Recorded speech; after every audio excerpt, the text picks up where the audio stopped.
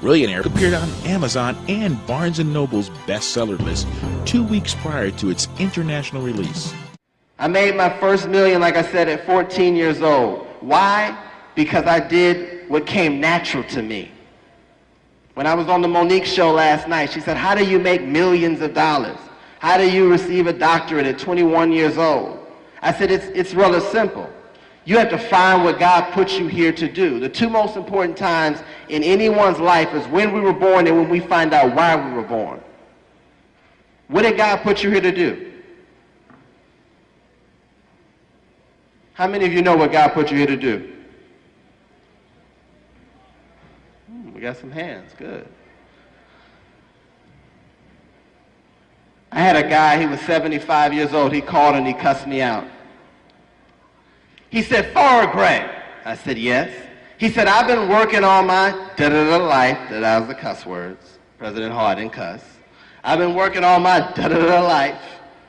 And why is it that you have money, Farrah, and I don't? I'm 75 years old. I said, because, sir, you have to find what God put you here to do. The richest place in the world is the cemetery. Why? Because many of us have so many gifts. We're trying to be the next this person or that person. Be the next you, because everybody else is taken.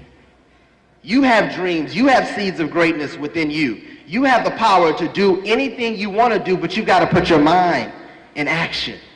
So as I went on to tell this guy, he said, I know what God put me here to do. So I said, okay, to the 75-year-old. I said, what did God put you here to do? He said, I'm a singer. I said, okay, well, sing. He started to sing. I listened. I listened some more. I listened to him sing some more. I said, sir, you're not a singer. As my mom would say, shut it down. Don't do that no more. Or as my grandma would say, she said, what that boy say years ago, lean back? Lean back. I said, yeah, grandma, lean back. So yeah, I told him, I said, you have to stop that. I said, because that's not what God put you here to do. So if you want to find what God put you here to do, ask yourself 3 questions. First question, what comes easy to me but harder to other people? These are the 3 questions you have to ask yourself. What comes easy to me but harder to other people? What do I mean by that? What is it that you're good at doing that can't nobody else do? What is it that you're good at doing that nobody else can do it just like you? That's the first question. He's already ready to tell me. Second question. What would I do and do it for free? What would I do and do it for free? I'll take the whole bag. Thank you. Yeah, thank you. What would I do and do it for free? That's a tricky question, because how many of you know at least one adult that hates their job? And if you work for the university, keep your hands down. Here's the problem. Many times we grow up and we hate our jobs. That's a decision we made. When I say, what did God put you here to do? That's what's going to make you the smartest, the wealthiest, and the best in the world at what you do. What do I mean? Okay. How many of you have dogs? Okay. How many of you like dogs? Okay.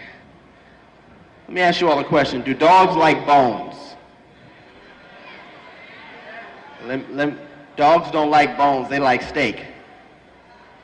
They settle for bones. That's all they can get out of life.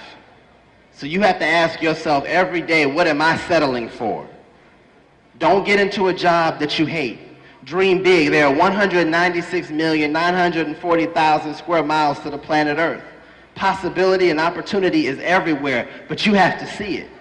You have to step up and get ready for your success. Third question. This one's important. Giving back. How can I give back? No matter what you do, because we have a lot of black people in high places looking down on the black people in low places. My grandmother taught me you should never look down on anyone unless you're pulling them back up. And that's your responsibility as a brother, is to pull your brother with you. There's space and there's room for all of us to walk into the door. That's what President Barack Obama did. By him becoming president, he made sure to give back to us in such a way that our dreams no longer had any limits or a ceiling. Because honestly, our parents were kind of lying to us for a long time. They were telling us, you know, you can be successful, you can be anything you want to be, but in the back of their mind they were saying, you can't be president. But now we can be president. We have a president who looks like us. What does that mean? That means that anything that you put your mind to is possible. But you've got to dream big. I'm the only African American to make $1 million by the age of 14 years old who wasn't in entertainment or had a family connection. I had to dream big. I had everyone telling me what I couldn't do, what wasn't possible. I wouldn't be successful. So the thing that we have to focus on is understanding our dreams. But don't just be a dreamer. Dr. King, Martin Luther King said, don't be just a dreamer, be a visionary, because a dreamer keeps their eyes closed and a visionary keeps their eyes wide open.